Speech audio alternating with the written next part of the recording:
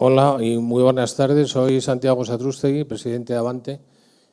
Muchas caras totalmente conocidas ya de este ciclo, donde vamos a hacer la penúltima sesión, que hoy la vamos a destinar a hablar dentro de la idea del ciclo, que es geoestrategia y movimientos migratorios. La vamos a destinar a hablar de las causas de las migraciones. Y tenemos con nosotros a Alfonso Armada, que es quien va a moderar hoy la sesión. Es periodista, él es el editor de una revista digital que se llama Frontera D.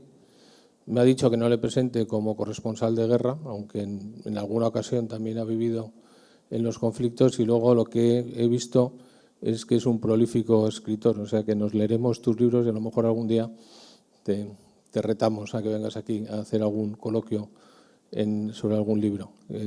Todo tuyo. Yo lo único que quería aclarar, en la pasada sesión hablamos de que en la última sesión, que es el día 14, habría una cena. Hablando con la organización, se ha considerado que es mejor hacer un cóctel y haremos un cóctel. Entonces, el día 14 que es de junio, que es cuando terminaremos, yo creo que hay que hacer un esfuerzo por venir y por recoger un poco y animar a la gente que estamos perdiendo por el camino, que ese día venga. Y lo que tendremos es un cóctel que espero que será estupendo, porque habrá muy buen tiempo, como el de hoy, que es el primer día que vamos a tener de todos los días buen tiempo en la terraza, con lo cual pues al acabar pues estaremos ahí, espero, un rato muy, muy agradable. Alfonso, muchas gracias. Lo tuyo. Gracias. Hola, buenas tardes, bienvenidos. Gracias a Avante por la hospitalidad. Les recuerdo que sería estupendo que, si no lo han hecho todavía, al final de esta sesión hagan una donación a Caribou, que tiene este fantástico proyecto para acoger a inmigrantes en España, para acompañarles. No se olviden que un poco esta razón de ser de estas sesiones de reflexión sobre algunos de los problemas más acuciantes a los que estamos abocados tienen como fin ese destino. Voy a empezar leyendo un poema de Rosalía de Castro. Aquelas risas sin fin, aquel brincar sin dolor, aquela louca alegría, por que acabou? Aqueles doces cantares, aquelas falas de amor, aquelas noites serenas, por que non son? Aquel vibrar sonoroso das cordas da arpa e os sons da guitarra malencónica, quen os levou? Todo é silencio mudo, soidá, delor, onde outro tempo a dicha soia reinou. Padrón, padrón, Santa María, les trove, adiós, adiós. Aquellas risas sin fin, aquel brincar sin dolor, aquella loca alegría, ¿por qué acabó? Aquellos dulces cantares, aquellas hablas de amor, aquellas noches serenas, ¿por qué ya no son? Aquel vibrar sonoro de las cuerdas del arpa y los sones de la guitarra melancólica, ¿quién los llevó? Todo es silencio mudo, soledad, dolor, donde en otro tiempo la dicha sola reinó. Padrón, padrón, Santa María, les trove, adiós, adiós. Bueno, he traído a Rosalía de Castro porque me parece un artefacto fabuloso que tiene mucho que ver con lo que nos trae esta tarde aquí, que es hablar de las causas de la emigración, de la inmigración, y porque Rosalía de Castro es una de las mayores poetas de la historia que trató con más sentimiento, hondura, conciencia política, la inmigración en Galicia, y un mal que se ha arrastrado durante muchísimos años. Y quería también empezar con un documento que se ha convertido en un documento revolucionario. Yo les invitaría a releerlo, por lo menos una vez al mes, que es la Declaración Universal de Derechos Humanos, que si la vuelven a leer entera, se quedarán perplejos de cómo se pudo aprobar un documento así y cómo es violado sistemáticamente todos los días en tantos lugares de la Tierra. No voy a leerse la declaración entera, solo el artículo 13, que tiene 2 apartados. 1. Toda persona tiene derecho a circular libremente y a elegir su residencia en el territorio de un Estado. 2. Toda persona tiene derecho a salir de cualquier país, incluso del propio, y a regresar a su país. Como esto es son dos artículos hoy mismo revolucionarios, incluso para España. Bueno, y voy a presentarles a mis ponentes. Tengo que reconocer que los dos son amigos míos hace muchísimos años, y cuando me propusieron moderar esta sesión, prácticamente creo que en un brevísimo lapso de tiempo decidí quién quería me acompañara, porque creo que son dos de las personas que mejor conocen la cuestión de la inmigración en España, bajo ópticas además de vivirla directamente sobre el terreno, de conocer las causas de la migración, y las causas políticas, las causas económicas, las causas históricas, y análisis, pues eso, periodísticos, económicos y también de alguna manera filosóficos y éticos que están detrás de este desafío, que me parece uno de los mayores desafíos que tiene la Unión Europea en este momento, y creo que esto va a darnos la ocasión de hablar largo y tendido. Bueno, al extremo tengo a Gonzalo Fanjul, a quien, por cierto, conocí en Mozambique, cuando él trabajaba en Oxfam, y bueno, creo que ese viaje además nos dejó una huella muy profunda a los dos, porque vimos además los efectos concretos de los microcréditos en un espacio concreto de África, de cómo funcionaban sobre el terreno. Bueno, es otro tema que también quizás se pueda tratar. Bueno, Gonzalo Fanjul es investigador y activista contra la pobreza. Actualmente dirige el área de análisis de política de IS Global e impulsa la Fundación Por Causa, periodismo e investigación contra la pobreza. Es investigador asociado para migraciones de Overseas Development Institute, ODI, de Londres, y en 2018 se convirtió en Fellow de la Red de Emprendedores Sociales Ashoka. Colabora habitualmente en medios de comunicación, escritos y audiovisuales, y es autor y coeditor del blog del País, 3.500 millones, que recibió el premio FAO 2012, que solamente le conocerán. Y bueno, la verdad que hay artículos ahí, muchos de ellos muy, muy iluminadores. Tras una década como director del Servicio de Estudios de Oxfam Intermont, que fue cuando lo conocí, pasó un año en la Kennedy School of Government de la Universidad de Harvard, donde colaboró con Land Pritchett en investigaciones sobre migraciones y desarrollo. Ha sido autor principal del Report Card 12 de Innocenti UNICEF sobre pobreza infantil en países ricos y colaborador del programa de migraciones en el Center for Global Development. En 2016 se incorporó a la red Leonardo de Excelencia Investigadora, promovida por la Fundación BBVA. Bueno, ven que su historial le acredita como alguien que conoce este tema de forma muy profunda y muy directa. Y además, cuando escribe sobre ello, lo hace de forma especialmente elocuente. Bueno, Carla Fibla, la conocí, si no recuerdo mal, en El País, haciendo prácticas hace una eternidad, cuando El País y nosotros éramos otros. Ella estudió periodismo en la Universidad Antonio de Nebreja de Madrid y, posteriormente, logró una beca Erasmus para estudiar en la ciudad francesa de Grenoble durante un año. A los 22 años decidió instalarse en El Cairo, donde en junio del 95 empezó a trabajar como freelance para varios medios escritos y radiofónicos hasta agosto del 97. Tras obtener el título de experta en información internacional y países del sur de la Complutense, trabajó durante 2 años en Diario 16 y en septiembre de 2001 creó una corresponsalía regional en el Magreb con base en Rabat, Marruecos, desde donde cubrió para la cadena SER y La Vanguardia la actualidad. Y la cosa acabó mal por culpa de Marruecos y porque, bueno, por sus inquietudes por el Sáhara Occidental, un tema que igual también asoma de alguna manera.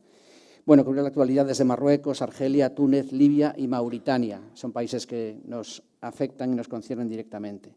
Después se trasladó a Amán, Jordania, para abrir una corresponsalía regional para la cadena SER. De su trabajo como corresponsal en la SER nace un libro, Mi nombre es Nadie, en 2008, un trabajo conjunto con alguien que también les sonará, que es Nicolás Castellano, amigo común y la persona que en la SER mantiene la antorcha de la cuestión de la inmigración contra viento y marea hace muchísimos años, a pesar de los pesares. Bueno, el libro recupera testimonios recogidos por los dos durante 7 años para ofrecer una perspectiva nueva, más profunda de quienes tratan de emigrar a España.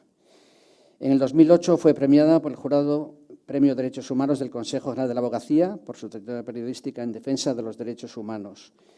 Bueno, ha hecho muchas más cosas. En septiembre de 2011 creó AISH, significa en árabe pan, sustento y vivir, un espacio en la red para seguir la evolución de las revoluciones árabes, revueltas y procesos de cambio en el mundo árabe, que también después siguió publicando en la revista Frontera D, con otras colaboradoras como Lucía El Asri, Laura Casielles y Laura Galeán. Bueno, ahora mismo trabaja para la revista Mundo Negro, ha colaborado también para el diario El País desde África. Estuvo en el 2016 en Lesbos con el poeta Dionisio Cañas, hizo un trabajo espléndido allí.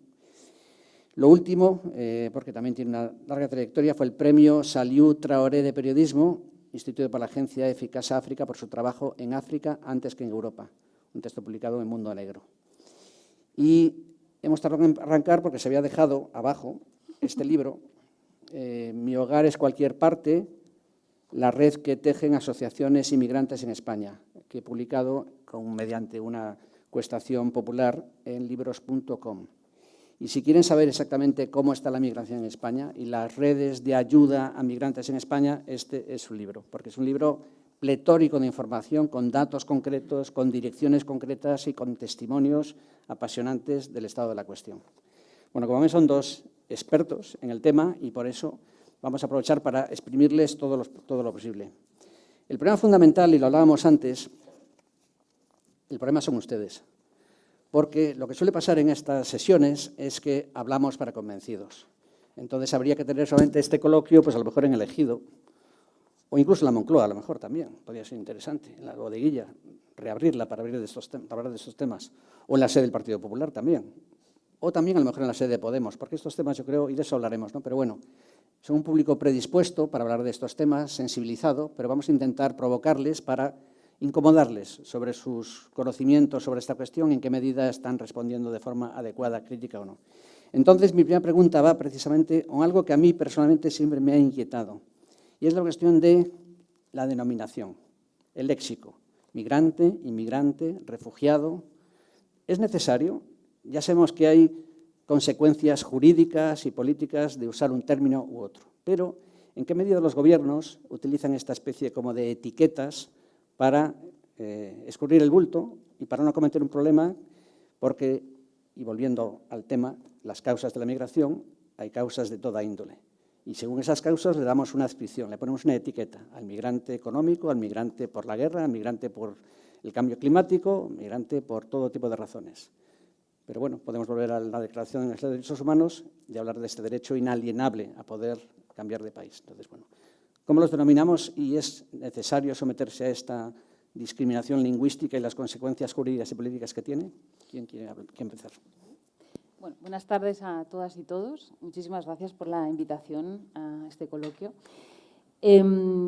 Yo creo que el léxico es fundamental, ¿no? Y además lo vemos de una forma muy recurrente. Seguro que aquí recordáis cómo se califican a los menores no acompañados, a los MENAs, con esa, bueno, son menores no acompañados que llegan a nuestro país, por supuesto, pero directamente hablar de ellos no como menores, sino como MENAs y poner por delante el hecho de en qué circunstancias han llegado, pues ya les está estigmatizando y además, por desgracia, también incluso criminalizando muchas veces, ¿no? Porque se les vincula directamente con situaciones sin que se haya probado incluso muchas veces, ¿no?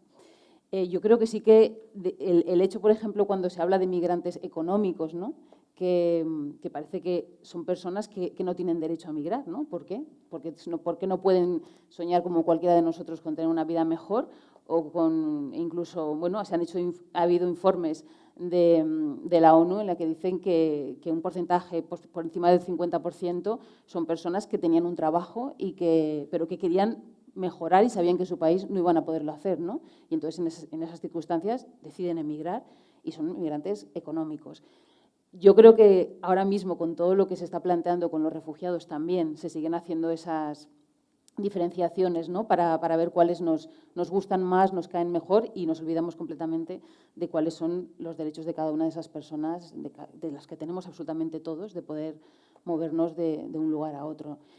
Y luego creo que las circunstancias en las que sale una persona de su país, muchas veces, pues bueno, por conflictos o por obligados por circunstancias también, pues ahora mismo con el cambio climático que estamos viendo, estamos escuchando que va a crecer tanto, ¿no? Las personas que por el cambio climático se van a mover si pueden, porque en Mozambique, por ejemplo, donde ya están sufriendo muchísimo en el sur, están ahí estancados, ¿no? Y es muchísimo más complicado que puedan migrar. Entonces, el momento en el que pueden hacerlo, yo creo que es una vulneración total, ¿no? El no poner por delante ese derecho que tú has estado nombrando varias veces y luego ver en qué circunstancias están, a qué pueden acceder y entrar en los procesos. Yo, Javier. Bueno, muy buenas tardes y gracias. La verdad es que es un placer estar en una conversación sobre migraciones con tanta gente. Yo suelo hablar a mi madre y a un par de amigos en estas circunstancias, pero yo creo que las denominaciones son fundamentales, entre otras cosas por lo que tú has explicado, porque existe una distinción legal fundamental que reconoce a un grupo, que es el de los solicitantes de asilo y el de los refugiados, que están sujetos a la protección internacional. Por lo tanto, a la obligación de todos aquellos países que hayan firmado la Convención del año 51. Y eso, aunque nuestros estados, incluso democracias de alto standing como Dinamarca o Reino Unido, se lo salten de manera repetida, también España, la realidad es que... A ver si es que toqué algo aquí o... Entonces, como decía, quiere decir que hay una categoría que están protegidos, digamos, en eso. Y eso es absolutamente fundamental, porque uno, digamos, en un país que haya firmado la Convención del 51, uno puede elegir si quiere más o menos migrantes en su país, más o menos migrantes económicos. Efectivamente existe un derecho a emigrar, pero no existe una obligación de acoger, de modo que es un derecho capado, es como el derecho a la vivienda, ¿no? Pero la realidad es que cuando se trata de los refugiados, yo creo que esa categoría es fundamental, ¿no? A partir de ahí, yo creo que hay términos, como por ejemplo el del desplazamiento forzoso, que es un término que agrupa a los refugiados, pero agrupa una categoría mucho más amplia. Quienes se mueven dentro de sus propios países y no llegan a cruzar una frontera, quienes caen en la categoría de lo que ahora llamamos de manera informal los refugiados climáticos, es decir, aquellos que huyen para salvar su vida o sus medios de vida fundamentales, pero que no están reconocidos por la legislación internacional, salvo en algún país muy concreto. Es decir, los nombres importan mucho. Y yo diría que los apellidos importan todavía más, ¿no? Cuando Vox introduce el término de migración ordenada, está introduciendo un término cargado políticamente, ¿no? Porque viene a contraponer lo que ellos denominan una migración ordenada, que es una migración detenida, viene a contraponerlo a cualquier otro modo de movilidad, ¿no? Y comparto por completo la estigmatización de algunos términos, ¿no?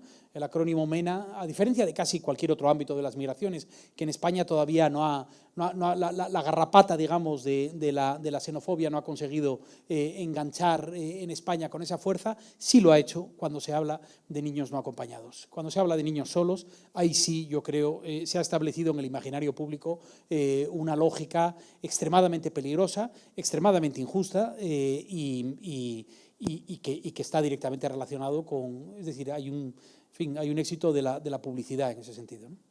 ¿Quieres añadir algo? ¿No? Para hacer una especie como de mapa general en este momento, de cómo estamos ahora, según las cifras de ACNUR, en este momento, para hacer una especie como de mapa de situación de la migración en el mundo de España, de cuántos gente está moviéndose de sus países y por qué algunos están lanzando la especie de que estamos en una situación dramática, hasta qué punto eso se compadece con la realidad o no. En el caso europeo, por ejemplo, sabemos que Hungría, por ejemplo, y Polonia han sido países, después hablaremos del caso ucraniano, ¿no? Que eran países muy contrarios a acoger inmigrantes cuando son países donde el nivel de inmigración era muy exiguo, ¿no? Entonces, un poco de descripción cómo está el mapa ahora mismo de la inmigración. Normalmente la histeria de un país con respecto a la inmigración es inversamente proporcional al número de inmigrantes que tiene, ¿no? Cuanto menos, más histeria. Polonia y Hungría son ejemplos de países que tienen de media entre un tercio y la mitad en términos relativos del número de inmigrantes de la Unión Europea y, sin embargo, han creado, como digo, un verdadero estado de histeria colectiva con consecuencias extremadamente graves, ¿no? en sus fronteras, ¿no? Pero ahora el panorama amplio es un panorama que se acerca a los 300 millones de personas, está alrededor de los 290 millones de personas que viven como migrantes en el planeta, de los cuales aproximadamente algo más de 30 millones son considerados refugiados o solicitantes de asilo, ¿no? Y una parte importante de esos son palestinos, aproximadamente 8 millones, es decir, una categoría muy concreta, ¿no?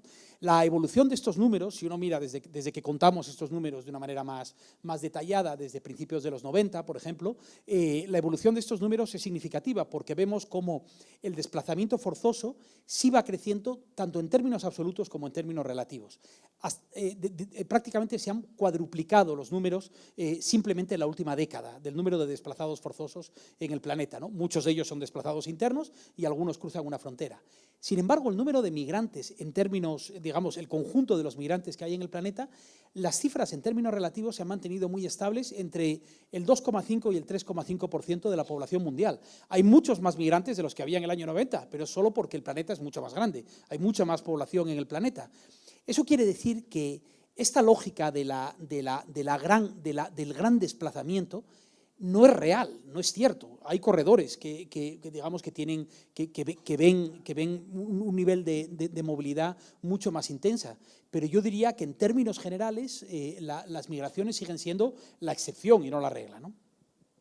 Sí, yo quizás solo para añadir, por ejemplo, en el caso de África, que es un continente del que he estado viviendo y conozco bien, todo lo que son también los movimientos internos, interafricanos, porque muchas veces aquí la sensación es que llegan, pero llegan después de muchísimo, o sea, normalmente de desplazamientos internos, porque ya salir del propio país cuesta, no es tan fácil decidir emigrar o decidir dejar tu casa.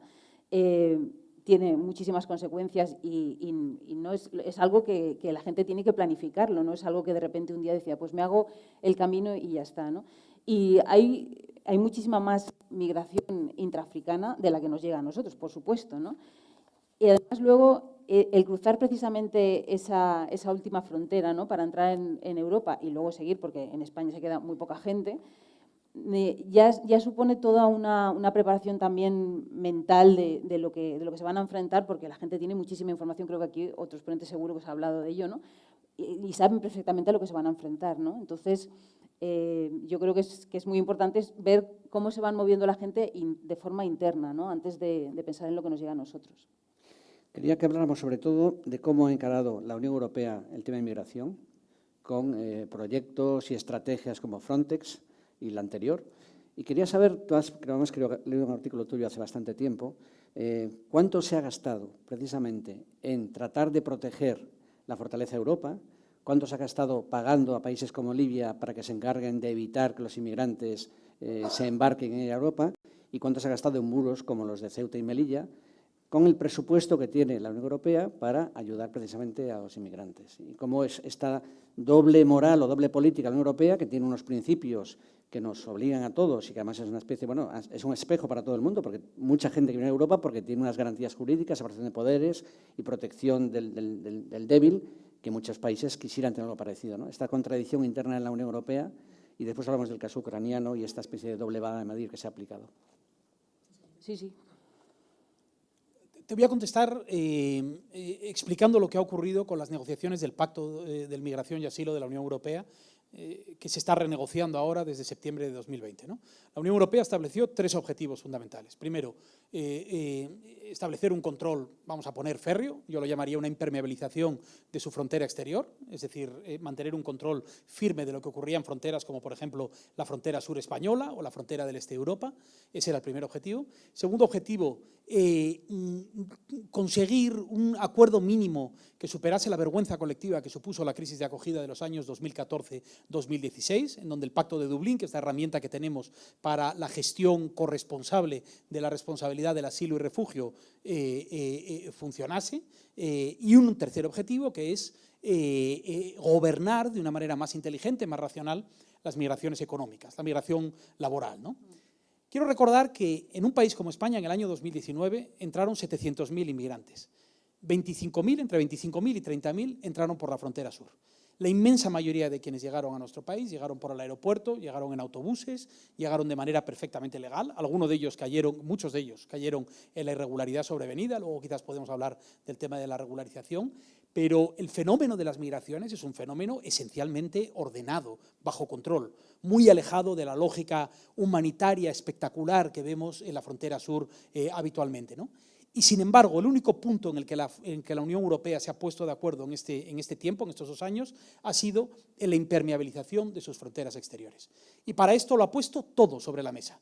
En primer lugar, la militarización y el fortalecimiento de Frontex, que es la Agencia Europea de Fronteras, una agencia concebida para gobernar nuestras fronteras, que se ha convertido simplemente en perros de presa para actuar en ocasiones vulnerando la ley, como ocurrió en Lesbos. Esto es una historia, Carla, que tú conocerás mucho mejor que yo, cómo ha ocurrido en Lesbos, cómo ha ocurrido en la Unión Europea de manera repetida, donde estamos alimentando una industria del control migratorio que está beneficiando a muchas empresas, también agencias públicas de cooperación, también alguna agencia pública de cooperación española a la que se está pagando para que paguen a otros países para hacer el juego sucio que España o que la Unión Europea no quieren hacer, y esto significa acuerdos con democracias de alto standing como Libia, por ejemplo, en su momento con el régimen de Gaddafi, o cualquier otra, digamos, o casi cualquier país del Sahel en el que uno pueda pensar, y por lo tanto ese ha sido el único asunto en el que se ha puesto de acuerdo, ¿no?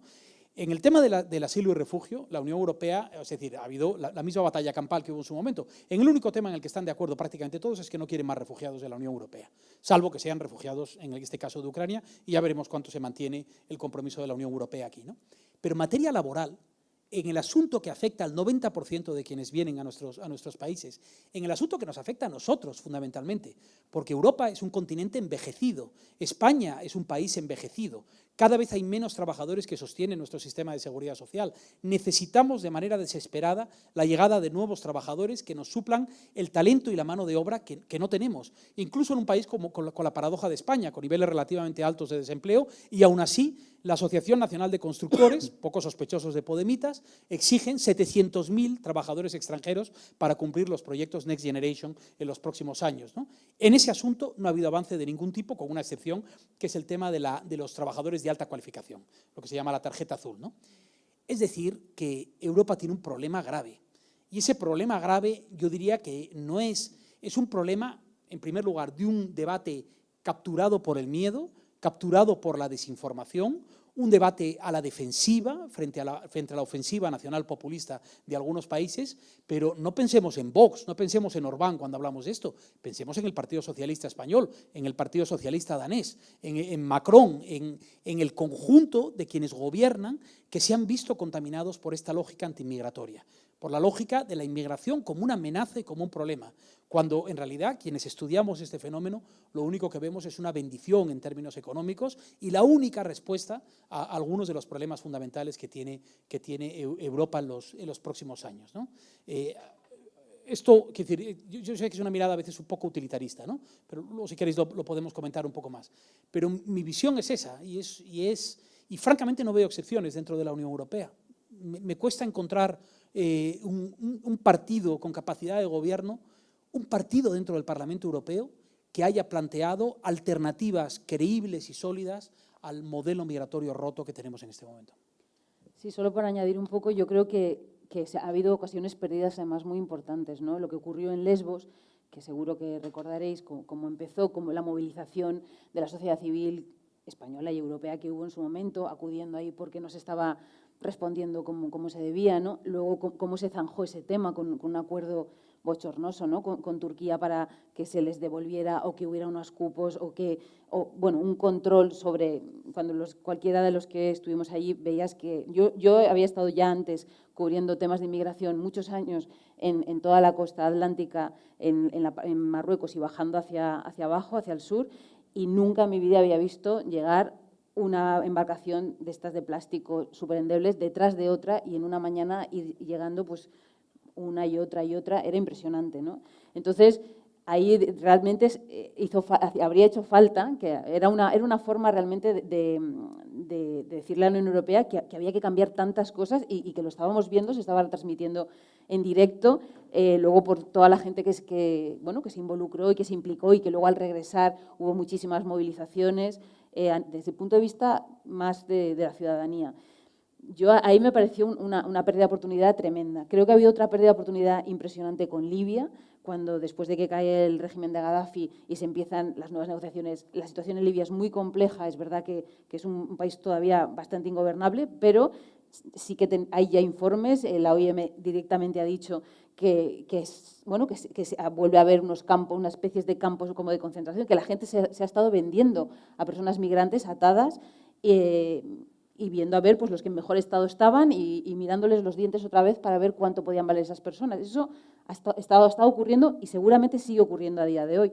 Entonces, claramente Libia no es un país fácil al que se pueda acceder y donde se pueda intervenir, pero sí que está habiendo acuerdos por los que se está entrenando también a los guardacostas libios, con lo cual, bueno, pues puede haber una contraparte que por lo menos todo eso se vaya intentando regular de alguna forma, ¿no? Mi punto de vista es muy similar al de Gonzalo.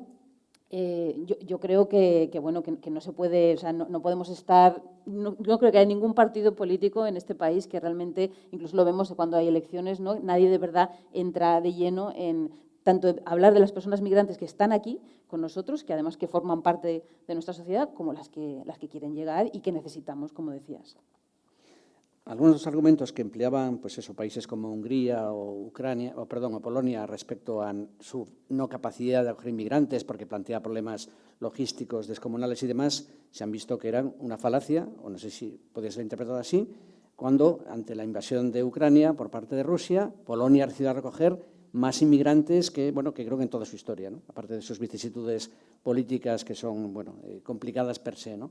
Entonces, ¿en qué medida la reacción precisamente de Rumanía, Hungría de forma un poco más tibia, porque ha sido bastante reticente también, pero en general de toda Europa, la decisión política de acoger a inmigrantes ucranianos como una reacción precisamente a lo inicuo de la invasión de Ucrania por parte de Rusia, dejan entredicho precisamente esta doble moral, ¿no? Porque se habla de nuestra incapacidad, que sobra gente, lo que has dicho un poco de los argumentos puramente utilitarios, aparte de los argumentos humanitarios, que también podríamos considerar, pero esta especie de necesidad de una sociedad profundamente envejecida, que necesita mano de obra, que no plantea estos temas, y ahora ante el tema de Ucrania se reconoce que tenemos capacidad para acoger ahora 6 millones de inmigrantes ucranianos, pero como si se doblara la cifra, ¿no? Esta capacidad y necesidad al mismo momento de Europa y esta especie de doble moral que creo que ha quedado en entredicho con la reacción ante la guerra. Yo creo que lo que se ha demostrado es que se puede hacer, ¿no? Se están dando papeles a refugiados ucranianos en horas incluso, me parece que no llegan ni a 24 horas como los van consiguiendo. Estamos viendo cómo se ha creado todo un sistema y en diferentes comunidades autónomas, que suele ser difícil poner de acuerdo a las comunidades autónomas, pues en las principales comunidades autónomas que están recibiendo a más ucranianos en las escuelas están buscando traductores, están buscando a personas que les ayuden a integrarse. Todo eso es maravilloso y de hecho es la constatación, es la prueba de que eso se puede hacer y que tenemos capacidad en esta sociedad para hacerlo, ¿no? Yo creo que lo que se tendría que ver es por qué no se hace, o sea, lo de siempre, ¿no? Como clasificamos a las personas, por desgracia, pues en esa clasificación, pues como todos sabéis, pues evidentemente esas personas las consideramos más cercanas, más próximas físicamente, pues hay más empatía, pero bueno, está claro que yo creo que lo que está claro es que se puede hacer, ¿no? Que no hay problema en hacerlo. O sea, yo creo que la crisis ucrania, hay que decir, ha puesto de manifiesto un doble rasero, y eso es clarísimo. Hasta un punto obsceno. En Polonia, en algunos puntos de control, se hacían 2 colas, dependiendo del color de piel de la gente, ¿no? Y hay africanos, afganos que estaban trabajando en Ucrania que se quedaban estancados en la frontera con Polonia, ¿no? Y yo creo que eso es evidente, ¿no? Pero yo creo que es comprensible, francamente. Creo que Europa vive la guerra de Ucrania como una guerra propia y vive a los refugiados ucranianos como parte de nosotros. Y ese es un elemento perfectamente comprensible, ¿no? Lo que creo es que hay que alegrarse mucho de la solidaridad europea con Ucrania, hay que tratar de sostenerla en el tiempo, y esto a mí me preocupa, igual que hay que sostener, digamos, la guerra de Ucrania en las noticias, hay que sostener una solidaridad que cuando pasan los primeros meses se hace mucho más complicada, porque la gente empieza a esperar no 1 hora, sino 2 en el ambulatorio y al lado tiene una señora que no habla su idioma y empiezan a removerse la silla, ¿no? Y esto es una reacción perfectamente natural, ¿no? Y si dejamos que ocurra con la crisis ucraniana lo que ocurrió con la crisis de Siria, provocada por los mismos sátrapas, por el mismo tipo de sátrapas, desde luego por Rusia y en circunstancias muy similares. Por Causa estamos apoyando un medio nuevo que se llama Vainana, que han creado 4 periodistas refugiados. Les recomiendo que le echen un vistazo. Vainana, con Y, es una publicación de 4 periodistas refugiados sirios que están aquí en Madrid y que hacen una cobertura delicadísima de estos asuntos, con una mirada muy propia, ¿no? Y explican precisamente eso, ¿no? Yo aprovecharía esto, en fin, para encaramarnos en esta idea, hacer un ejercicio monumental de empatía en la Unión Europea para tratar de explicar que lo que ocurrió en Siria se parece mucho a lo que ocurre en Ucrania, tratar de agarrar a los gobiernos, en fin, agarrar este rábano por esas hojas, igual que decías tú, Pedro Sánchez, que en una entrevista en Televisión Española, en 2 frases, de repente, todas las razones absolutamente insoslayables para no regularizar a inmigrantes en España desaparecieron de un plumazo cuando hablábamos de los 12.000 inmigrantes en situación irregular que están en Ucrania. No refugiados, sino ucranianos que ya estaban en nuestro país en ese momento, ¿no? Bueno, pues estupendo. Si esto es posible, hágalo no solo con estos 12.000, sino con los otros 488.000 inmigrantes sin papeles que viven en nuestro país y que están en una situación de vulnerabilidad extrema y en un apartheid de facto en un país como el nuestro, ¿no? Así que yo, en fin, yo trato de ver esto desde un punto de vista positivo, porque la crisis de desplazamiento forzoso en Ucrania es muy real. Son más de 5 millones de personas en una situación que en Europa no tiene precedentes desde la Segunda Guerra Mundial, ¿no? Bueno, yo la verdad es que lo único que no estoy de acuerdo contigo es con que por ser europeos podemos entenderles mejor a ellos de lo que podemos entender otros conflictos o cualquier otra persona que pueda llegar a nuestro país por circunstancias similares a esas, aunque sean de otro continente. Esa empatía quizás física del momento la puedo entender, pero luego las causas y lo que está pasando a esas gentes es exactamente lo mismo que pasa a cualquier persona que viene de cualquier otro lugar en conflicto, ¿no? Pero sí que es verdad que es importante ver cómo se canaliza un poco, ¿no? Es el tema de las ayudas o cómo lo que se está haciendo hasta el momento, se han hecho muchas comparativas, incluso el tipo de ofensiva que ha habido en Ucrania con la ofensiva que se hizo en Siria, ¿no? De cómo los rusos ya aplicaron, fue un poco el laboratorio. Entonces, yo veía esas comparativas, ¿no? de todo lo que era el conflicto, pero luego cuando te pones a mirar cómo están los refugiados sirios a día de hoy, 10 años después, ¿no? Claro, las circunstancias son tremendas, ¿no? A mí me parece que no se puede, que ni siquiera nosotros debemos utilizar ese doble rasero para pensar que esas personas, porque son más cercanas en lo físico, pues merecen otro trato, no sé. No lo justifico, lo describo. Ya. Hablabas antes de que, o comentabais los dos, que no hay ningún partido político con un discurso sensato, inteligente ante el tema de inmigración. ¿En qué medida los medios de comunicación también son parte importante a la hora precisamente de crear conciencia social y entender lo que ocurre y hacer un retrato mucho más preciso, mucho más comprensivo de las causas de la inmigración y de los beneficios que pueden suponer? Voy a darle esta caza Dale, yo, dale. ya que no lo puedo ver vosotros, pero yo creo que los medios son parte del problema ahora, en este momento, ¿no? Pero son parte del problema no solo porque, hay que decir, no solo porque una parte importante de los medios, pues en fin, tengan, en el mejor de los casos, un desinterés por estos asuntos, ¿no? Sino por otra cuestión que yo creo que tiene más fondo, y es que la narrativa migratoria está atrapada en un juego binario. Quienes piensan que es una amenaza o quienes piensan que es una tragedia. Y la narrativa humanitaria es muy peligrosa en este asunto, porque la narrativa humanitaria es vertical. La narrativa humanitaria establece al migrante como alguien que debe ser rescatado, que debe ser ayudado, como un problema que debemos resolver, ¿no? Esto es algo que no solo afecta a los medios, sino que afecta a muchas ONGs, yo diría que a la mayoría, ¿no? Esa lógica de hay que ayudarles a no emigrar. Oiga, ayúdeles a usted a que haga lo que les dé la gana, que es exactamente lo que hace usted. Porque a mí nadie me preguntó, yo nací en Asturias, nadie me preguntó si tenía que vivir en Madrid, en Perú, donde viví, o en Estados Unidos, o en cualquier otro sitio, ni a ti si podías viajar al Cairo es decir, que para mí necesitamos una narrativa diferente para plantear este debate que nos saque, como digo, de esa trampa en la que estamos atrapados, ¿no? Y creo que, o sea, no creo que sea un problema de todos los medios de comunicación, desde luego no de todos los periodistas. Vosotros dos sois un ejemplo de ello, ¿no? Afortunadamente empezamos a ver cada vez más iniciativas de periodismo independiente que opera entre las piernas de los grandes y que yo creo que están haciendo un trabajo francamente bueno en este sentido. Estamos haciendo, lo hacen mis compañeros en Por Causa también, ¿no? O sea, yo creo que eso puede cambiar y muy rápido, ¿no? Sí, yo creo que los medios convencionales, que llamamos los tradicionales, se están quedando muy atrás, ¿no? en todo este tema, porque además la gente tiene muchísimo más acceso, ¿no? A esos medios alternativos, lo que comentaba él de Bainana, tener el privilegio de tener periodistas sirios que han salido de allí y que ellos están hablando sobre los refugiados de otros lugares, basándose también en su propia experiencia en nuestro país. Bueno, yo creo que es una mirada fantástica, ¿no? Y además son profesionales, no es que no estamos hablando de periodismo ciudadano como se hablaba en otros momentos, sino que Y de hecho eso yo creo que se está viendo en los medios, ¿no? En los medios convencionales, como, bueno, pues acuden a los sitios, es de una forma de paracaidista que decimos nosotros, de llegar, contar 4 cosas, ir repitiendo todos la misma historia humana.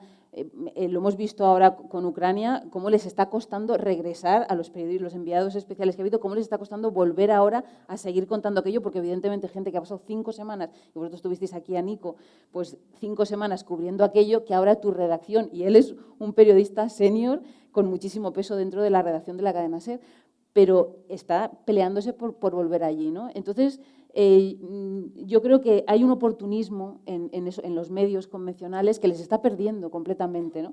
Y la gente además quiere cada vez información, pues yo creo que más especializada, más precisa, más de que le vayan contando, bueno, pues que haya un relato, pero que no les estén repitiendo lo mismo, que como si fuera pues, es un canal 24 horas en el que prácticamente al final no te acaban contando nada, ¿no? Te desconectas. Yo creo que la labor de los medios es fundamental, que son también parte del problema, como decía Gonzalo, sin duda. Quería hacer hincapié en lo que has mencionado al principio, que ahora ha salido un poco en tu última intervención, respecto a la cuestión de utilitarismo, humanitarismo, ¿no? Y esta especie, sobre todo, cómo hay esta actitud, desde el punto de vista político, a lo mejor se puede situar a lo mejor más a la derecha cierto humanitarismo, que al final no se acaba de entender, porque a mí me da la atención, por ejemplo, que medios profundamente liberales como el Economist o el Financial Times son los medios que, desde el punto de vista editorial, más hincapié en hacer, según una coherencia además liberal absoluta, defendiendo el movimiento de personas entre países como un beneficio neto para todas las sociedades. Y este tipo de discurso no es comprado en España en concreto, ni siquiera por partidos de la derecha, pero tampoco por la izquierda, que es esa actitud como paternalista, que se queden, hay que hacer lo posible para que se queden en su país, ¿no? Que es un discurso que entronca con esa actitud paternalista, condescendiente, ¿no? Mira, el otro día, Alfonso, hace un par de sábados compré el ABC porque vi en la portada, la pieza de la fotografía era, no me acuerdo sobre qué era, pero el faldón de la portada decía: España necesitará 1 billón de trabajadores que no. Y yo dije, coño, estupendo, porque había una editorial y una pieza principal contada. Ni una sola mención a migración había menciones perfectamente razonables y sensatas a reformar nuestro modelo educativo, a mejorar la capacitación de los trabajadores, a lo que sea, pero ni una mención a algo que constituye parte de la receta. No digo que sea la receta completa, pero parte de la receta, ¿no? Yo sé que esto suena un poco raro, pero las migraciones son un mercado laboral. Lo que pasa es que los mercados no tienen por qué ser, en fin, yo como economista no veo los mercados como algo intrínsecamente malo. Creo que los mercados deben estar adecuadamente regulados, sujetos a derechos racionales, es decir, lo que falta en el sector migratorio es racionalidad. Si uno mira la manera en la que nuestros gobiernos gestionan las migraciones laborales, es de un hiperintervencionismo obsesivo, absolutamente agobiante. Un empresario que quiera contratar a un trabajador extranjero que necesita, un talento que necesita, tiene que pasar una verdadera carrera de obstáculos. El Estado interviene de una manera absolutamente intolerable en lo que debería ser un proceso mucho más racional, simplemente porque hay una sacralización de la frontera, de la soberanía de los Estados. Pero es una sacralización fantasiosa, porque en realidad, cuando los mercados operan, hablando de las causas de la migración, cuando los mercados, los factores de empuje y de atracción operan con la suficiente intensidad, esto no lo para nadie. Tú puedes alargar los procesos, puedes encarecerlos, puedes encanallarlos, como hemos hecho en las rutas de Centroamérica o en las rutas de África Occidental, pero tú no lo paras. Lo que haces son alimentar bolsas de inmigración irregular, como la que tiene España ahora, de cerca de 500.000 de personas, después de haber hecho una regularización de 550.000 personas en el año 2005, ¿no? España ha habido 9 regularizaciones, 5 hechas por el Partido Popular. Es decir, que esto no es propiedad de la izquierda en absoluto. Cuando un gobierno sabe de manera sensata que tiene que racionalizar esta situación, y aquí hablo desde el punto de vista único del interés propio, porque no estoy seguro de que en este caso los derechos de los migrantes pesasen tanto, la realidad es que estos procesos se hacen con mucha naturalidad, ¿no?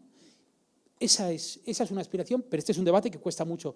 El Financial Times y el Economist son 2 ejemplos de periódicos que introducen este debate permanentemente. Yo colaboro en El País, trabajo directamente. El País es el único periódico de España que tiene una corresponsal de migraciones, María Martín, una persona dedicada única y exclusivamente. Ni siquiera Nico puede dedicarse solo al tema migratorio, Bueno, pues en el Congreso de Periodismo de Migraciones que organizamos en Mérida cada año, hemos discutido esto directamente, por qué los medios de comunicación no abordan la situación, por ejemplo, de los derechos de las trabajadoras del hogar, que en su inmensa mayoría son inmigrantes, muchas de ellas en situación irregular, ¿no? Por supuesto que queremos más migrantes, queremos migrantes con derechos, ¿no? Sí, no, quería aprovecharlas para que contaras qué es este libro, porque me parece que como herramienta, aparte del libro de Rosalía de Castro, que es una herramienta, quería que contaras por qué este libro podía ser tan útil. O sea, que aproveches para hablar de tu libro aunque tú no lo hayas pedido. Vale, bueno, pues yo con Nicolás Castellano hicimos un libro hace pues 14 años ya, que se llamó Mi nombre es nadie, el que habías mencionado antes. Fue justo cuando yo cerraba la etapa del Magreb y me iba para Oriente Próximo, y él venía como experto en migraciones aquí a Madrid a cubrir esa plaza. Entonces hicimos un libro bueno, muchas veces cuando se dice no se habla del origen, tal, nosotros por lo menos llevamos 20 años hablando de eso y acudiendo a los países de donde salen, viendo cómo son las rutas, intentando enterarnos, ¿no? Entonces, bueno, ese libro lo sacamos en ese momento para hacer un poco de balance de todo lo que habíamos aprendido, y este otro libro que se llama Mi hogar es cualquier parte, yo lo que pretendía era un poco, como comentaba Gonzalo, porque yo tengo completamente, vamos, no es una teoría, yo creo que es una realidad, ¿no? Que las migraciones es algo muy positivo para cualquier sociedad desde el punto de vista económico, social, cultural y todos los aspectos que os podáis imaginar. Yo lo que quería era hacer un poco una continuación, un relato, porque al llegar, yo me pasé casi 20 años fuera de España y cuando llegué aquí pues me encontré un país con, bueno, con canales de televisión nuevos, con partidos nuevos, tal, y me quedé bastante sorprendida con el trato tan... Yo había sido persona migrante privilegiada en África y en la parte de Oriente Próximo, y claro, al llegar aquí, pues ese trato me pareció increíble, ¿no? Que me encontrara tantas personas que les costara tanto poder decir que este era su hogar o que era un sitio donde estaban intentando crear un hogar, ¿no? Y bueno, basándome sobre todo en un libro que hizo Fátima Mernissi, la socióloga marroquí, que ella hizo un libro después de que dieran el Primer Príncipe de Asturias, un poco en agradecimiento a los españoles, que en castellano que se llamó Los hilos de Penélope, y en ese libro ella lo que hacía era invitar a los españoles a que pasásemos más allá de Tánger, de Tetuán, o que fuéramos, además de ver las dunas de Mersuga, a pasearnos un poco por los mercados, a hablar con la gente, y te hacía una guía realmente para que tú llegaras a los sitios y pudieras ir contactando con gente que ella ya había contactado previamente, y entonces te sentabas allí a hablar con ellos o compartías el momento y preguntabas lo que querías. Y eso es lo que yo he intentado hacer un poco en este libro, ¿no? Aparte de dar un poco de contexto en el momento en el que, bueno, utilizando muchísimos datos por causa, entre otros, ¿no? de organizaciones que llevan muchísimos años analizando y que hay muchísima información sobre este tema ya muy, muy bien elaborada, pues la otra parte era sobre todo eso, ¿no? Es crear, bueno, pude viajar a algunas ciudades hasta que llegó la COVID y entonces en esos viajes pues lo que hice fue básicamente eso, llegar a un lugar, ir contactando iba contactando realmente con una organización que luego me iba llevando a otra, pues si te interesa tal, y todas las historias que van apareciendo aquí son muy positivas en el sentido de que en nuestra sociedad puede que sea una minoría, pero a mí no me parece tan minoría cuando de verdad te pones bueno, pues a estar en contacto con ellos, y si de repente tú quieres saber quién es un menor que llega solo a España desde Marruecos o desde Argelia, pues aquí en Madrid hay una fundación que se llama Raíces, y que te puedes acercar previamente contactando con ellos, y entonces puedes estar un rato, si quieres, charlando con uno de estos chavales para que te cuente un poco su vida, ¿no? No se trata tanto de colaborar, sino de tener información y que cada uno podamos crearnos nuestra opinión, ¿no? de lo que está pasando. Y de eso va este libro. Bueno, muy recomendable. Bueno, esta pregunta es fácil. Creo que es fácil, ¿no? ¿Qué os sugiere esta idea, no voy a calificarla, la idea de dos países con rancio abolengo democrático como Dinamarca y Reino Unido, que hayan puesto sobre la mesa como una solución para la cuestión inmigratoria que los inmigrantes sean llevados a Ruanda para que esperen allí la evolución de su petición de asilo? ¿Qué representa esto desde el punto de vista político, desde el punto de vista propagandístico y desde el punto de vista moral? Es que no sé por dónde empezar, porque A ver, hay que decir, el acuerdo en sí es una salvajada, se mire por donde se mire, ¿no? Porque el Reino Unido declina cualquier tipo de responsabilidad de protección internacional a la que está obligada legalmente. De hecho, yo confío que este acuerdo separe los tribunales, es decir, porque los ingleses, que son muy buenos juristas, ya están peleando este tema.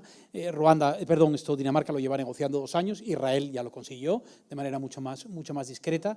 Es decir, es obsceno en la medida en que supone un acuerdo con un régimen autocrático y criminal. Pensaba para hablar de Miquel Arrón y de su libro. De Miquel Arrón, para quienes sigan la realidad africana, Miquel Arrón es una autora británica, me temo, pero que ha escrito libros que se devoran. El último, todavía no publicado en España, que se titula No molestar, sobre el régimen de Kagame, y merece la pena leerlo, y sobre lo que está ocurriendo en Ruanda, ¿no?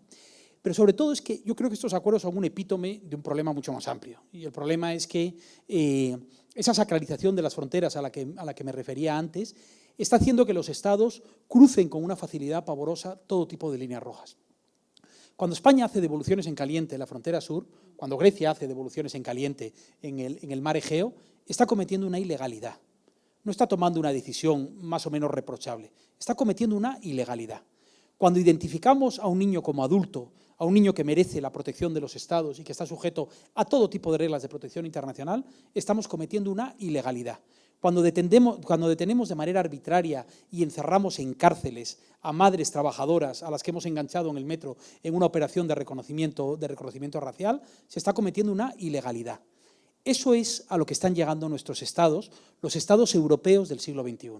Y esto ocurre sin excepción en los Estados Unidos, en muchos países europeos, yo diría que la mayoría, en Australia, vamos a ver qué pasa con el nuevo gobierno laborista en Australia ahora.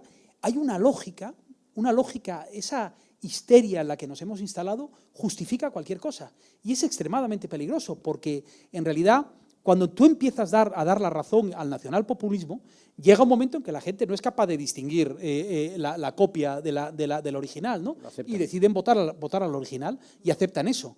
Y la migración para mí se ha convertido en la puerta de entrada de muchos otros asuntos que definen la decencia básica de nuestras sociedades, como la violencia de género, como el cambio climático, es decir, cuestiones en donde los partidos nacionalpopulistas no solo, no ganan tanto por gobernar como por su capacidad de contaminar a quienes gobiernan, ¿no? Eso es lo que está ocurriendo ahora, y ahí es donde yo creo que deberíamos ser muy claros estableciendo una línea roja, ¿no? Por cierto, aquí no encuentro diferencias fundamentales, de nuevo, entre socialdemócratas y conservadores, ¿eh? Yo creo que este es un problema generalizado en la Unión Europea y, desde luego, en España. Sí, bueno, a mí me parece una aberración, por supuesto, pero la verdad es que ahora, mientras lo estabas diciendo, me estaba acordando de 2006, con la que llamaron la crisis de los cayucos que llegaban a las Islas Canarias y las devoluciones que Marruecos estaba parando y que dejaba a los inmigrantes en el desierto. O sea, esto se lleva practicando. Yo creo que estas líneas rojas se llevan superando ya, por desgracia, muchísimo tiempo, ¿no? Y además que son situaciones y momentos en los que yo recuerdo muy bien en ese momento, estaba de ministro de Asuntos Exteriores Moratinos, que vino a Marruecos, yo estaba viviendo en Marruecos, y él en la rueda de prensa repetía una y otra vez: nosotros confiamos en que Marruecos respeta los derechos humanos. Y nosotros le intentábamos preguntar y le decíamos: pero si es que tenemos testimonios de personas que sus autobuses están siendo desviados, que les están dejando en medio del desierto, en el Sáhara, que además hay muchísimas minas en toda esa zona, porque es donde Marruecos defiende lo que él considera sus provincias del sur, y la situación era esa, y era con una parsimonia espectacular, ¿no? Como decían, bueno, nosotros hemos decidido que aquí se respetan los derechos humanos, sus derechos humanos, evidentemente, y ya está, ¿no? Entonces, sinceramente, yo espero que todo eso lo paren, como decías, pero puede que no, es que no lo sé, es que podemos llegar incluso a ver que cosas así pasen, porque Yo no creo, habéis leído la pieza de Margaret Atwood de este fin de semana sí. En El País, en realidad escribe, es decir, una especie, nos hemos instalado… Toda la criada parece que toda la criada establecido. Exacto. Pero es que si tú lees la justificación, la declaración oficial que hace el gobierno, Priti Patel, la ministra del Interior británica, que es un personaje siniestro, la justificación que hace es absolutamente orwelliana, es orwelliana. Es decir, uno lee sobre estas cosas muchas veces sin darse cuenta de que vivimos una pesadilla orwelliana en algunos ámbitos, como el ámbito migratorio, que van a tener consecuencias que nos definen. Yo realmente creo que estamos en una encrucijada histórica en este asunto, ¿no? Pero con la paradoja además, de de que Reino Unido ha sido de los principales países que ha apoyado a Ruanda después del genocidio, y el libro de Michael Arron cuenta exactamente en qué se ha convertido Ruanda en gran medida gracias a la ayuda de Estados Unidos y Reino Unido, que han prestado oídos sordos a los abusos sistemáticos y al asesinato de disidentes en suelo ruandés y fuera de Ruanda, ¿no? Siguen pasando.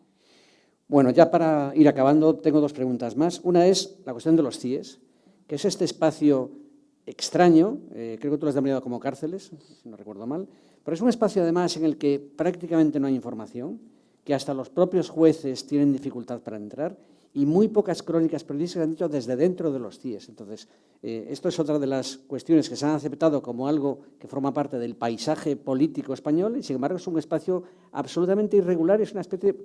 Hoy en el telediario hablaban de los yugures, este informe que ha sido otra vez con los abusos chinos a Xinjiang, este territorio donde hay una minoría que está siendo maltratada sistemáticamente por las autoridades chinas.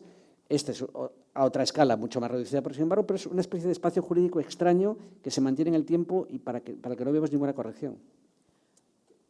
Yo los CIEs, la verdad, la primera vez que me pude acercar a uno, porque en estos momentos es que es dificilísimo poder... Es que un periodista, cuando pasó a Arguineguín, ahora recientemente, bueno, hace un año y poco, bueno, no, hace más tiempo, ¿no? Con Canarias y tal, con la llegada, que era tremenda la situación en la que estaban, los periodistas no pueden acercarse ni siquiera, ¿no? Y además es que hay ejército realmente directamente controlando los CIEs cuando son situaciones en las que están llegando. Pero yo recuerdo la primera vez que fui a uno donde sí que pude entrar en Ceuta, hace muchísimos años, cuando empezaba a informar sobre temas de inmigración, y ya en esa situación, bueno, pues se podía entrar y podías ver y podías hablar con la gente, pero la desinformación, lo que tú estás diciendo, y el poquísimo acceso pues, a letrados o letrados que comprendan el idioma de esa persona, eso ya en ese momento era una aberración. Yo creo que eso todavía ha ido a peor. O sea, que cada vez se ha ido eso convirtiendo más en un espacio completamente, bueno, prohibido, donde no se sabe lo que pasa. Se vulneran también incluso los plazos en los que pueden estar allí, y yo creo que es que también el problema de la gente que acaba en los CIEs es que tampoco entiende muy bien nada de todo el proceso, ¿no? Y entonces, bueno, a mí me parecen tremendos, ¿no?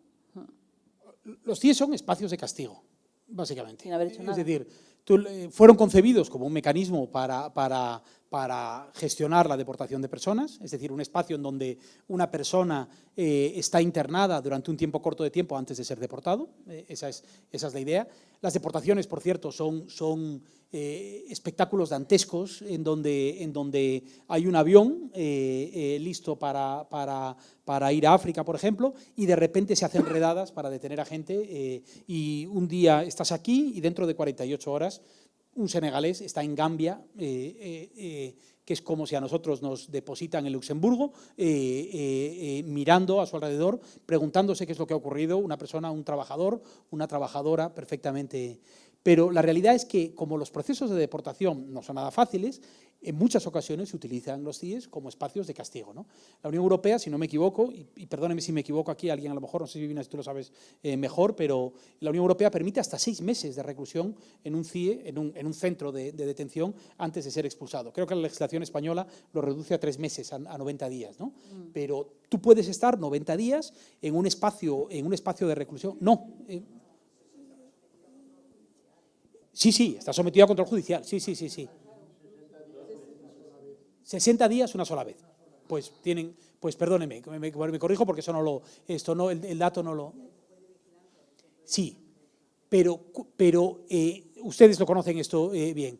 ¿Es habitual o no es habitual que la gente sea retenida en un CIE para salir después a los 60 días o a los 40 días o a los 50 días? Es decir, que no cumpla la función para la que fue concebido el CIE.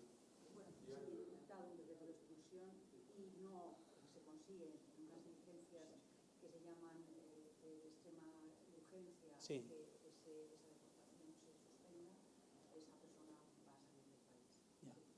Probablemente ha cometido tal vez algún delito. Es decir, que el juez ha revisado su internamiento y ese internamiento ha sido supervisado por el juez. Pero puede haber una deportación sin haber cometido un delito, por una mera falta administrativa, que es estar de manera irregular en nuestro país, ¿no? Es decir, que esto también es... Lo que quiero decir es que el sistema no funciona. Y voy a decir algo que es un poco contraintuitivo con lo que Yo creo que un buen sistema de inmigración, el buen sistema de inmigración al que, en fin, en el que yo me dedico a estudiar y en el que trabajo en realidad es un sistema mucho más flexible que necesita unas buenas medidas de control.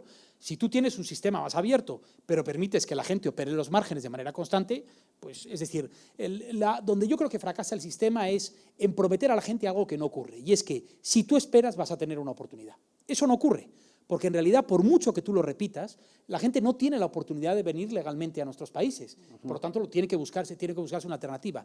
Pero si estableciésemos sistemas más racionales, más flexibles, más abiertos, generosos en términos de magnitudes, no generosos con ellos, sino generosos con ambas partes, yo creo que necesitas un buen sistema de control, ¿no? Un economista, Michael Clemens, del Center for Global Development, con el que trabajo mucho, repite siempre que el sistema necesita menos controles de frontera y más controles laborales, ¿no? Más inspectores laborales. Y yo creo que esa es una verdad como un templo, ¿no? Es decir, que no es un cuestionamiento del control, es tratar de mantener esta fantasía de que el sistema está bajo control, cuando en realidad el sistema yo creo que está es decir, me refiero, para muchos de los estados está fuera de control, ¿no? Pero mantenemos esta fantasía por razones electorales y esto es un círculo vicioso que francamente estamos cavando cada vez más hondo en el mismo agujero. Bueno, mi última pregunta era precisamente qué hacer, y esta es una posible respuesta a esta pregunta que no había formulado. Voy a terminar con un experimento. Y más voy a aprovechar que estáis aquí vosotros dos para pediros vuestra opinión. Después en la charla que creo que está prevista en la terraza podemos seguir hablando de ello. Es una idea que se me ha ocurrido, y no sé si es una ocurrencia disparatada, que vamos a plantear en Frontera D. Cuando Pedro Sánchez... Bueno, cuando el rey de Marruecos anunció el acuerdo al que supuestamente había llegado Pedro Sánchez, no sabemos si habló con Argelia antes o no, esa es otra cuestión, me sorprendió que Pedro Sánchez no mencionara la situación en la que están decenas de miles de saharauis en el desierto argelino desde hace tantos años. Entonces, se me ocurre una propuesta que vamos a hacer desde Frontera D, una propuesta al gobierno español, al Estado español, que proponga al Parlamento que a todo saharaui que quiera acogerse a la nacionalidad española la pueda asumir. Es decir, dar la oportunidad. Desde luego, el tema del Sáhara es un tema que nos podría meter en otro debate, que no es el de aquí, el tema del Realpolitik. España no ha hecho como Portugal, que se involucró hasta conseguir que Timor Oriental hiciera un referéndum y se convirtiera en un país independiente. España no se ha acercado ni de lejos a esa estrategia que siguió Portugal. Estamos cada vez más cerca de las tesis de Marruecos, como se ha visto, y la tendencia de Francia, Estados Unidos, va por esa línea. La Realpolitik al final va a aplastar la situación y hay un pueblo ahí completamente abandonado, cada vez en peores circunstancias. Entonces, ¿qué os parecería la idea de una propuesta legislativa que todo saharaui que decidiera acogerse a la nacionalidad española pudiera acogerse? Y otra propuesta, claro, cuando tengas el pasaporte español puedes instalarte en España donde quieras, lógicamente, ¿no? Otra propuesta, que esta es la parte más disparatada, es negociar con algunos de los espacios más vacíos de España, estoy pensando, por ejemplo, Teruel y Soria, y crear una nueva provincia africana en ese territorio donde los saharauis que quisieran se pudieran instalar en este territorio. Yo que pensaba que la primera propuesta era la disparatada. Sí, no, La segunda es más disparatada. Bueno, a mí... Bueno, me parece que tenéis muy pocas opciones de conseguirlo, o sea, incluso de cómo plantearlo, porque lo comentaba antes Gonzalo, no hay 500.000 personas que están trabajando en este país, que están intentando buscarse la vida y que ahora mismo hay una campaña, de hecho, ¿no? Que se está intentando sobre todo darles visibilidad, porque es que ya están aquí y la situación es la que es, ¿no? La que tienen. Con lo cual, yo es que creo que los refugiados, además, con todo el debate que más o menos se ha creado con el tema del Sáhara, es verdad que han quedado completamente fuera, ¿no? Hay saharauis de los campamentos de Tindouf que llevan aquí mucho tiempo, yo he podido hablar con algunos de ellos y les ha costado muchísimo conseguir, y sus padres tenían el DNI español y la tarjetita de la Seguridad Social no sé qué, o sea que, y aún así estos descendientes todavía estaban aquí, ya habían estudiado y todo, y era imposible. Yo creo que el proceso, o sea, tendría que cambiar todo. Me imagino, tú eres el que sabe más de la parte de leyes, pero vamos, que me parece prácticamente imposible. Bueno, yo de leyes precisamente es de lo que no sé, pero el tema de los saharauis, la verdad, comparto su punto de vista. La segunda cuestión, que me parece una estracanada, pero Fíjate que yo creo que tendríamos una vía de entrada francamente interesante al debate migratorio, vinculándolo a la distribución territorial, es decir, a la distribución territorial de la población en España, ¿no? Yo creo que uno de los incentivos que España puede tener a la llegada de personas de fuera es precisamente tratar de vincularlos a territorios. Ojo que esto es éticamente muy delicado, ¿no? Porque Sí. parece que estamos cogiendo ganado y llevándolo a la... No, pero yo estoy hablando de incentivos reales, es decir, de establecer la posibilidad es decir, que haya visados ligados a la posibilidad de establecerse en determinadas zonas, que esto cuente, digamos, dentro de un posible sistema de puntos u otros, ¿no? Pero no me gustaría terminar, Alfonso, sin hacer referencia a la otra, antes de que empecemos la iniciativa del Sáhara, a la otra iniciativa legislativa popular que tenemos abierta, que tiene que ver con la regularización de inmigrantes, ¿no? De inmigrantes sin papeles. Es una iniciativa legislativa popular, saben que es un procedimiento extremadamente garantista, la idea es que al menos 500.000 firmas lleguen al Congreso para solicitar la tramitación de una ley que tenga, en este caso, que tenga como objetivo fundamental la regularización de los inmigrantes sin papeles, ¿no? En Por Causa hemos hecho los cálculos, calculamos que entre 475.000 y 514.000 personas viven en nuestro país en situación irregular, casi una cuarta parte son niños, son menores de 18 años, la mitad de este grupo tienen menos de 10 años, niños muy pequeñinos, concentrados en algunas regiones de España, como Madrid o Barcelona. Los datos sugieren que los niveles de vulnerabilidad derivados de la irregularidad son pavorosos, en pobreza, acceso incluso a derechos reconocidos como la educación o la sanidad, por no hablar de la protección de la justicia. Es decir, que hay todo un paquete de razones éticas, ¿no? Pero además hemos incluido toda una serie de argumentos económicos también, con lo que supondría la regularización, ¿no?